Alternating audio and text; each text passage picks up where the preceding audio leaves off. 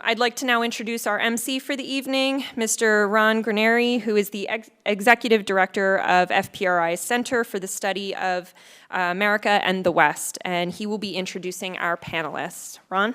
Thanks. Thanks, Haley, and thank you to all of you for coming tonight. I am Ron Graneri, Director of FPRI's Center for the Study of America and the West. And I'm delighted that you could all be here today. We at FPRI, we're always excited about organizing or participating in events that help to get people thinking about international affairs and hopefully thinking about FPRI too. And we'll have a very interesting evening tonight. We are going to have the panel discussion, which will profit from your questions. And then, of course, we'll have the few rounds of Quizzo, in which you'll be encouraged to profit from your answers. And so one way or another, it should be an interesting evening. So away we go. A couple of thoughts to get us started, right? Any conversation with young people about international affairs always has to confront two very basic questions, which come from two different directions. The first one is, why should I care? And the second one is, if I already care, how do I get involved? The first one is hard because it reflects a lot of difficult realities for young people in particular, but for Americans in general. The world can seem pretty far away. With only so many hours in the day and important practical problems on one's own personal agenda, from completing your education to finding a job to trying to have some semblance of a social life, devoting much time to the thoughts and deeds of people in far-off lands with odd names who speak unfamiliar languages can seem like a luxury that few can afford. But at the same time, right, you may not care about the world, but the world certainly cares about you in the sense that the United States is part of a world economy and a global network that can reach into the lives of every American. From the availability of the products that we most prize to the questions of who will design, build, and sell those products, Americans are finding every day that the rest of the world has a role to play in our lives and that we are all well advised to try to understand that role. In a networked and hyper-connected world, miles of ocean matter a lot less than they used to, whether to protect us from harm or to divide us from friends. Managing relations in such a new global village will be a challenge for all Americans, and young Americans in particular should be looking to step forward to play their part in meeting that challenge. Which leads to the other question. So let's say I'm convinced of the importance of international affairs. How do I get involved? Obviously, not all of us plan to become professors of international relations or diplomats. What we should all want to be, though, is educated and curious citizens. And to do that requires both some background education and access to useful information. Thanks to the internet, it is possible to be more aware of things than people ever thought possible. But one can easily get lost in the welter of information. So the best thing to do is to start by asking people who are already engaged with world affairs how they started and what they do. Which explains why we're here tonight. What difference does it make what happens in the wider world? If it's so important, how should I go about trying to understand it? How can I find a career in international world affairs? These questions and yours will guide us in our discussion with our guests, Mike Horowitz, Kristen Hutchinson, and Zabet Teluksing. Now, our three guests. Michael Horowitz is a senior fellow at the Foreign Policy Research Institute. This, by the way, I was tweeting. He was tweeting. Using the hashtag. That's good. This is very good. Sorry, Ron. That's all right, Mike. No, as long as you're not doing your homework, right? As long as you're tweeting, it's okay.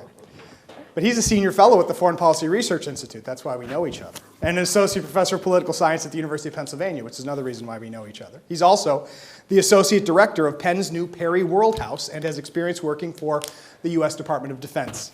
He received his PhD from Harvard and his BA from Emory, and he is the author of The Diffusion of Military Power, Causes and Consequences for International Politics, and his new book, Why Leaders Fight, was released in October 2015 by Cambridge University Press.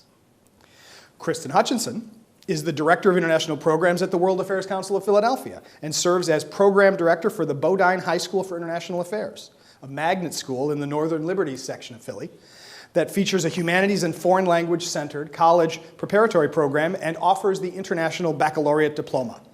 Kristen is also an internationally certified TEFL teacher and a Philadelphia chapter leader of CISV, an international non-governmental organization that uses peace education to develop cross-cultural understanding in children, youth, and adults from around the world.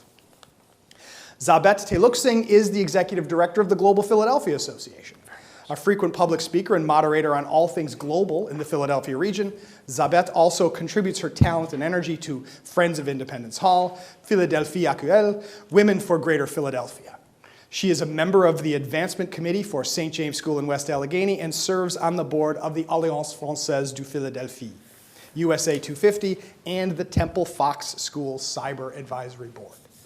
So a very interesting panel of people. We should have a very interesting discussion, and we'll go ahead and get started. So I'm going to come and sit down with them now because they're so important. So I want to start with a basic question for that all of you to say a little something about how you got started in your interest in international affairs. And I'll start with the person closest to me. Is that it? So I'm naturally international. I was born and raised in Carthage, Tunisia, and I have a French dad and a British mother. So my life started globally, and I've been global ever since. Kristen? So I feel like I kind of came into international affairs in a roundabout way. I started college as an English and secondary ed major. I studied abroad for a semester in London, realized I didn't want to be a high school English teacher anymore, and decided to add an international studies minor. And the rest is kind of history. I knew I wanted to be involved in education and international affairs, so I got my international TEFL certification, taught for a couple of summers in Spain, and got my master's degree in global affairs. And that's what actually set me up to get me my job with the World Affairs Council, so really fortunate. Nice. Mike? I normally do not tell the true version of this story. Yeah. But when I was a little kid, my dad worked in the defense industry in the Boston area. And I was convinced that my dad was the most important person in the world. And I knew that he worked on weapons.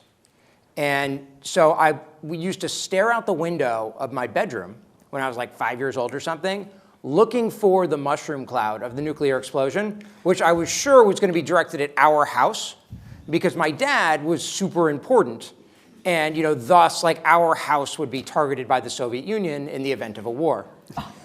And from there, my interest in international politics was unstoppable.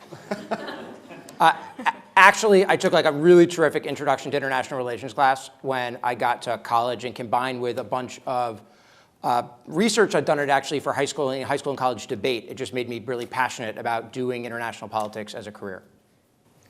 I got to say, usually people's stories about international affairs end with the apocalypse. Yeah. So I'm glad that yours actually started with it.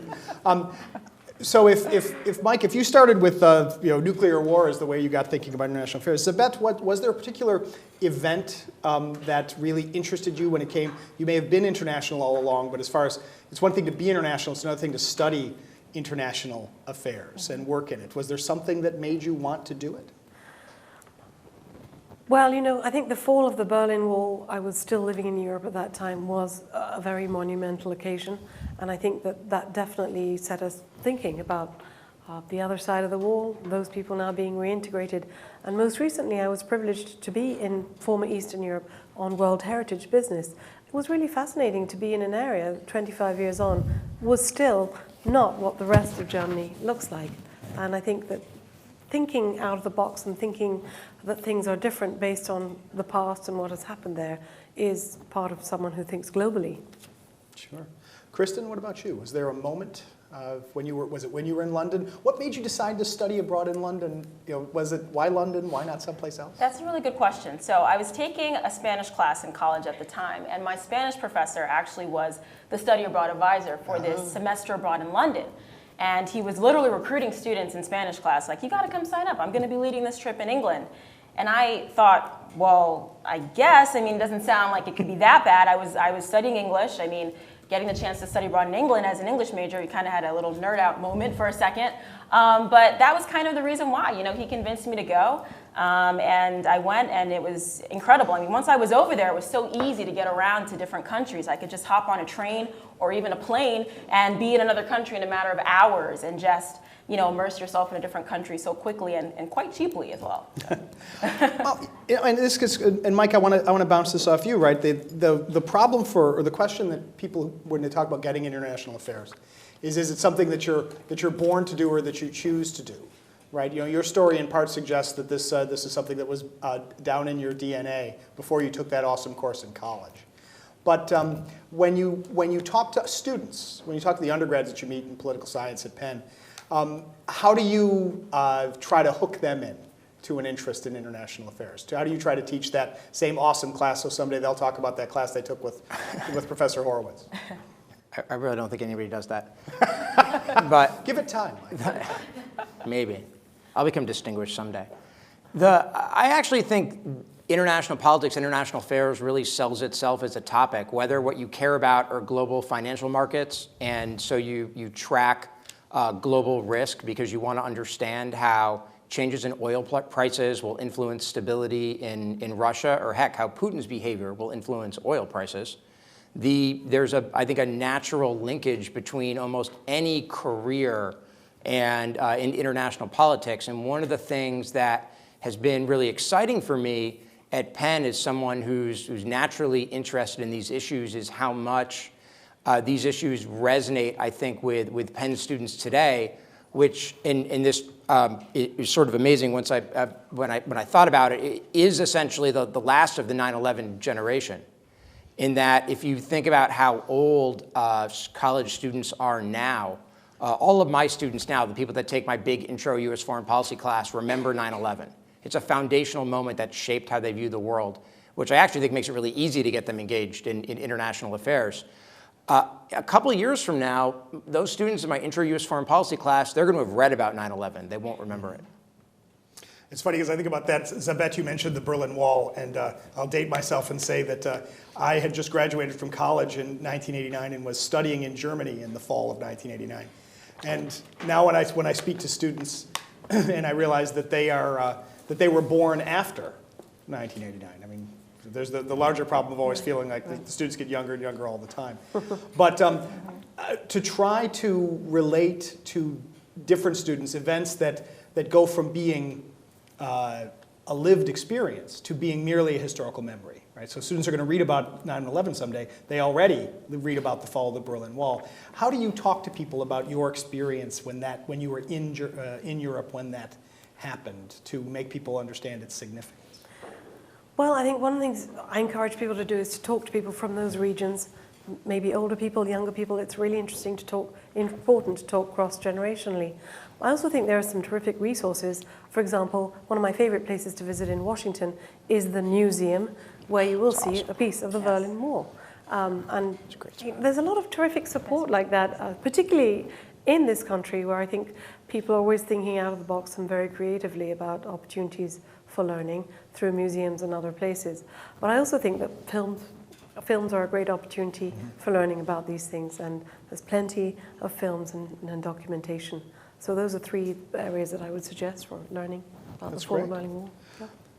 Kristen, what I talked about a little bit in the introduction, and I'm curious what you think when you deal with high school students at Northern Liberties, right? There's a lot of young people today, a lot of Americans in general, but especially young people, right? They think about studying international affairs is disconnected from their lived experience, or it's a luxury that they just don't have time or interest in. How do you reach out to people to make them find a way to integrate that into their life? Well, I'll have to be honest with you. With high school students, sometimes you have to find a way to trick them into thinking about it. True. But I've done stuff with students as simple as take a look at the tag on the back of your shirt. What country was your shirt made in? How did you go about getting it? How much did you pay for it? Did you think about where it came from? Things like that to just get kids thinking that hey, I already exist in a global world. I just need to actually realize it. I think that's really important. It's not so much forcing them to study these cultures and countries that are so far off, but just showing them that you're kind of an accidental product of globalization, whether you want to believe it or not. Right. That's a great phrase. Good point. I'm going to coin it. That's a really good phrase. Mike, when you teach the big U.S. foreign policy course, is there a particular event or development that students really want, if you give them the chance to ask sort of what they're really interested in or concerned about, is there one thing they especially ask you about? I'm not sure there's just one thing that they ask about, but there are essentially three things. One is the lecture where I try to not get written up in the student newspaper, and that's when I talk about the Israel and the Palestinians and things like that. The second is whatever the crisis of the day is. One of the things I try to do with the class is be adaptable to whatever's going on in the world. I've done lectures on piracy in Somalia, It's like the first time since like Thomas Jefferson was president that was a contemporary issue in U.S. foreign policy. And I've done lectures on sort of whatever is going on in Uganda, or sort of whatever is sort of popping. The students sort of want to know about it. And they also always want to know, what can the U.S. do about it? And then the assumption of the students is, when there are problems in the world, the United States should be doing something to try to fix those problems. They may disagree about the means the United States should use, but it's fascinating that they come from that starting point. Then the third thing that they always want to talk about is China. Just China, period. China, whatever about China, anything about China. Makes perfect sense. Is there a particular, if students come to you and want to know about the world's bet, is there a particular resource you send them to, a website, a newspaper, a magazine, you say you need to read this? Well, I guess I'm showing my British roots, but I do love The Economist, and the Financial Times, especially on the weekend. It's actually rather a relaxing read, because it's not just about business. So those are my two go-tos. Good. Kristen, do you have a favorite? Yeah, I think for students that are in the global studies class that I'm working with this year, we actually, every Tuesday, the New York Times puts out a weekly news quiz, and it's really cool. I actually take it myself every week just to make sure I'm staying abreast of all the developments. But it's really cool because if you pick the right answer, it gives you a link to a news article that pertains to the answer, and if it's wrong, it gives you a link to that news article. So really starting to point students in the right direction of where to look for news and how to find answers to all these pressing international developments. Nice. How about you, Mike? Is there one thing you tell the students, you need to read this? I mean, if you don't read The Economist, you are doing it wrong. Like the Economist is, I think, simply the best single source of like reasonably unbiased, important international news on an array of topics. And the people that write for The Economist are unbelievably good. Right. Zabeth, you wanted to add one more thing to that? Yeah, there's one more resource which is surprising, but it's actually terrifically good journalism, and that's the Christian Science Monitor. And our own Trudy Rubin, right here in Philadelphia, is an offspring of the Christian Science Monitor, and that's terrific journalism too. That's very true. Yeah. I think that students have always found what most confusing about The Economist is it's the only magazine in the world that calls itself a newspaper. Right? They still refer to themselves as a newspaper. And something else, not signed. The articles are not signed. The articles are not signed. Which That's right, I do find a little frustrating. C'est la vie. C'est la vie. No, but they are signed, right? There's an article by Charlemagne. There's an article by Bajot. There's an article by they have a column every week about the various regions of the world. They're all pseudonymously named. Right. But that's a thing all for itself. Well, I'm going to ask the panel one more question. This is your warning, everybody in the audience. I'm going to ask the panel one more question, and then I'm going to turn to all of you and ask you if you have questions. So you have a moment to collect yourselves while I turn to Kristen and I say, Kristen, is there one thing that you think students should know about international affairs? Right, the one thing you should know this. What should they know? I think you should know that international affairs is constantly changing. It's constantly changing. Every day there's different news stories, there's different developments, and the first step is just really caring. Really caring and being interested in these affairs is the most important thing. I think that for a lot of students, especially the students that I encounter at Bodine, these issues seem so far removed from them. And really just making that connection between, what's going on in our city and what's going on overseas is so important because they actually can really, localize that and really put stuff into context that way. Sure. Mike, what about you? One thing. So every year I tell my students that there's always a temptation to oversimplify how we think about America's role in the world. And remember that I'm from outside of Boston. And so, what we think about is America, people sometimes think about America the bad, like America as the New York Yankees of the world. Or the New England Patriots. And sometimes people think about America the good or America as the Boston Red Sox. The reality is often that America's the ugly. The Chicago Cubs. America's the Philadelphia Phillies. And look, it's been rough. It's really been rough. I love watching sports in Philadelphia. It's terrific. It has been ugly, people. And whatever, I just switch out the ugly one depending on who's struggling. But the point being that there's a tendency to think about sort of all issues as lining up, that either everything the United States does is right or everything the United States does is wrong, generally depending on whether you agree with the president. But the reality is that there are lots of different American foreign policies, and America engages in the world in a lot of different ways. And it generally does its best, and sometimes that works well, and sometimes it doesn't, in recognizing that complexity is important. Complexity. Sabeth, what one thing? Think practical. International affairs is what people eat, where their mother comes from, how a day is structured in Spain, for example. Practical things like that really operate and handle international affairs and are really very important in the way you interact with people. So I'm going to think practically. I'm going to say, I have more questions, but you didn't just come to hear me, and you came to hear these nice people, but wouldn't you like them to say something that you want to know? Any questions from the audience? Any brave person wants to be the first one to raise their hand? I did give you warning after all. Yes, please. Stand up and speak up so that we can hear you all. Here comes the microphone. Speak directly into the microphone, please. It's high tech, that's right. Go right ahead. Yes, it is. My question is for Kristen. With the upcoming election season, how are you communicating that to your students in regards to how it may affect international affairs? Yeah, that's a great question. We actually have a very timely event. I'm going to plug the council right now. By all means. Tomorrow, David Brock, Killing the Messenger. And honestly, when we have the debates come on, I'm always telling students, turn on your TV. Just watch it. Pay attention to what these candidates are saying. I think that's the first step. I think for a lot of students, even if they're so far removed from the political process, just actually realizing that it's there is so important. And putting that in front of them is the first step, Yeah. Great. Anybody else out there? Question from the audience? Yes, the young lady in the back there. Thank you. My question is for all of you, but including Ron. What can you say about language learning, how important that might be? Any tips, but also, is it ever too late to learn another language?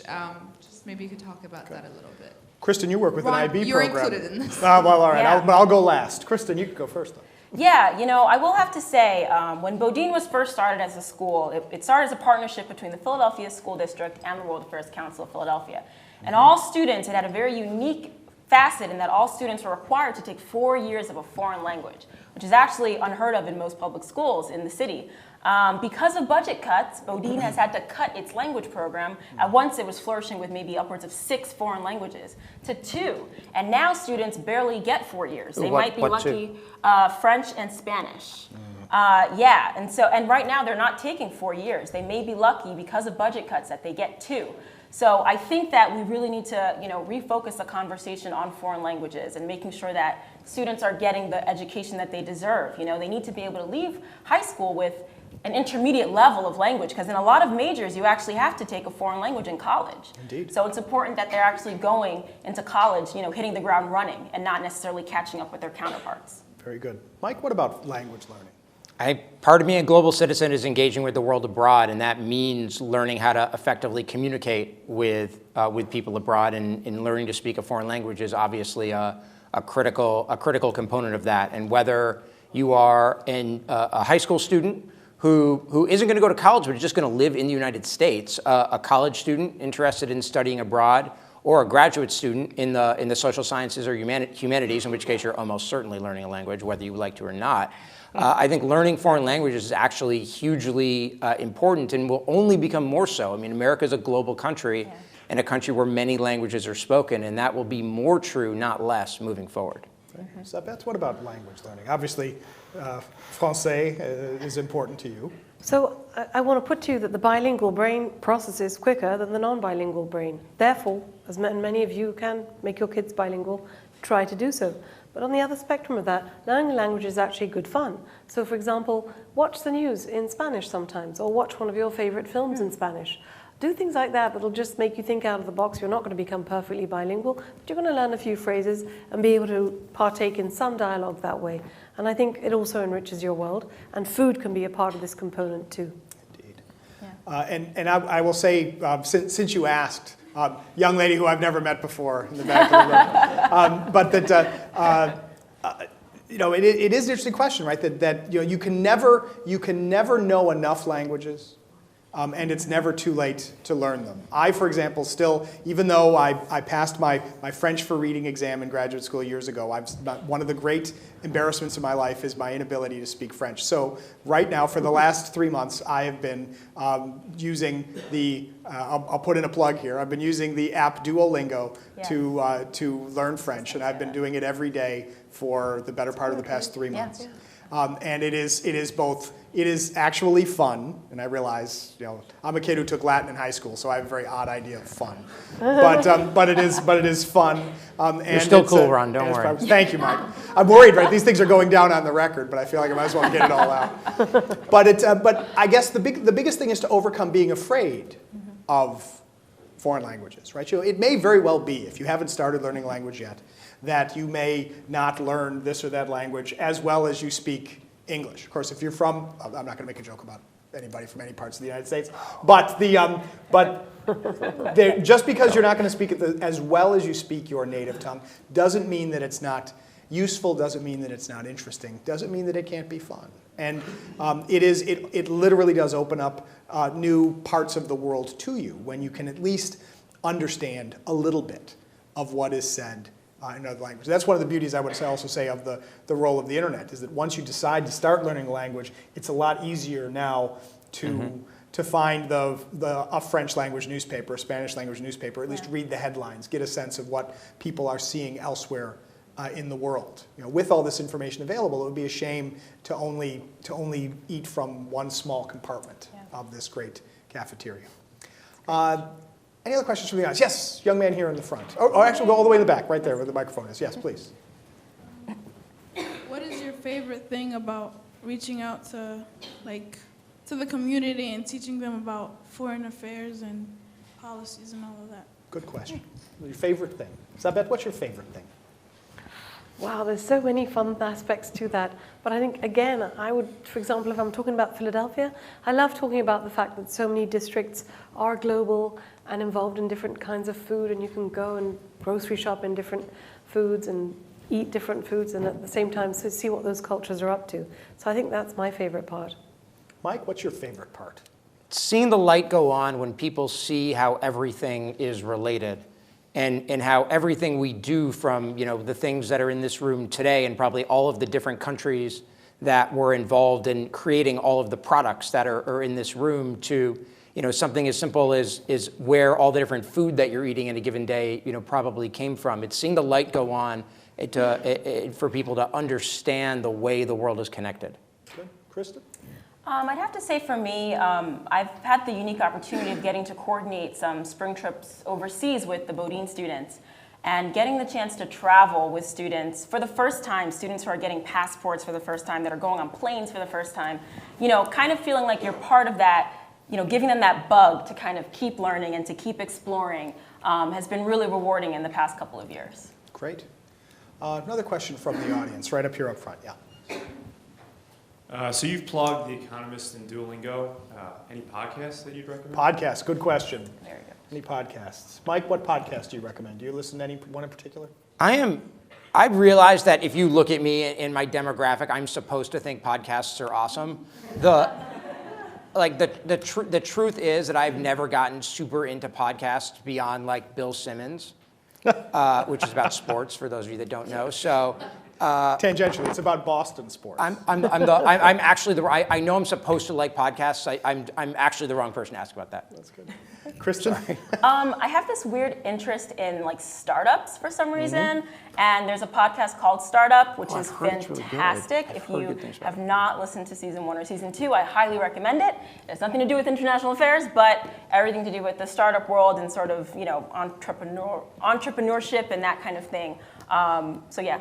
Great. That's a recommendation. Zabeth, do you have a favorite podcast? So I'm not a big podcast person either, other than perhaps listening to some aspect of the news that I might have missed, which is perhaps an in-depth analysis of something, but not really generally into the podcast thing. I am required to make a plug here for the Foreign Policy Research Institute comes out with a weekly 2-minute podcast, the FPRI Double Shot, which summarizes world affairs in 2 minutes. It is written and performed by me. but produced by the Foreign Policy Research Institute. It is fun for the whole family. Fun for the whole family, that's right. That's the ideal question. And we've never met before, but your gift is awaiting you on your way out the door. One more question from the audience. Oh, yes, up here in the front. Right here. Here, he's coming with the mic, yeah. Thank you. It's a question for Zabel. You say you have a Tunisian background, is that right? So how does it foster your interest for international affairs back in time and today, especially with the Arab Spring and everything that's going on? So you've just given me a gift. That's the perfect question. Thank you. This is a great crowd, isn't it? Yes, that's right. So proud of Tunisia winning the Nobel Prize less than a week ago, the Nobel Prize for Peace. And I was telling my colleague here, the Nobel Prize for Peace for a quartet. And so people said to me, yes, it's about music, right? And I said, no, actually it's not. It's about a group of lawyers, a group of politicians, and a group of citizens working together, what a novel idea, to pull this country out on the brink of the abyss. Because basically that's where they were and where they could potentially still be. And so for me, Tunisia is a light at the end of the tunnel, an example of a country, an Arab country, that can make a go of it as a democracy. It's come here to Philadelphia to learn about democracy in its latest iteration. And we haven't spoken much about World Heritage, but that's one of the things that we're involved in Global Philadelphia. And this idea that democracy comes from here and that many countries come here to learn about their possible democracies all goes back to Tunisia, which for me is basically a light and somewhere to which I'm extremely attached, growing up there until I was 9, and somewhere that often touches my work because, for example, colleagues from the World Affairs Council were there a year ago and had a terrific time. Of course, the World Heritage aspect of Tunisia will be important in Peru, where I'm going to be in 10 days' time for Philadelphia's designation. And yeah, it's a special place, and I think it's a place that deserves more opportunity in the news, and perhaps in America, because it's little known, it doesn't get the play that it should. All right, I want to ask one last question of the crowd, one last thing before we move on to the quizzo that's going to follow, and that is, what one current international development would you especially recommend someone from Philadelphia, or just a young person in general, that they should be following? I'll start at the far end of the table with Mike. Well, I sold it at the beginning, so I will say I think that if you want to understand what's going on in global politics over the next generation, and you want to understand something that is not just the thing of the moment, but over the long term, I think getting up on reading, learning about the rise of China and all of the ways from economics to the social impact to to military and diplomacy, you could do a lot worse than becoming really educated and into that, and that's the kind of knowledge that could help you in a lot of different areas. Great. Kristen. Yeah, I'd have to say, looking at what's happening with the migration crisis right now is something that's really interesting, and every day there's new developments. For students, it seems like so far away, but they have these really novel ideas of these countries that these migrants are traveling within, and actually telling them about what's going on is so important because it's really making it more real for them and what's going on in the world right now. Great. Zabet. I'm sure it's something you've heard before, but water. We've got to follow what's going on with water. Water is the next oil. And by the way, there's a lot of opportunities in Philadelphia. There are a number of organizations here involved in what the future of water is. And that's really, I think, one of the big things to watch. Terrific. Thank you very much, Zabet. Thank you, Kristen. Thank you, Mike, for this back and forth. Thank you, everybody, for your attention and for your very nice questions. I hope you've enjoyed this conversation. And let's give our panel a round of applause. Thank you.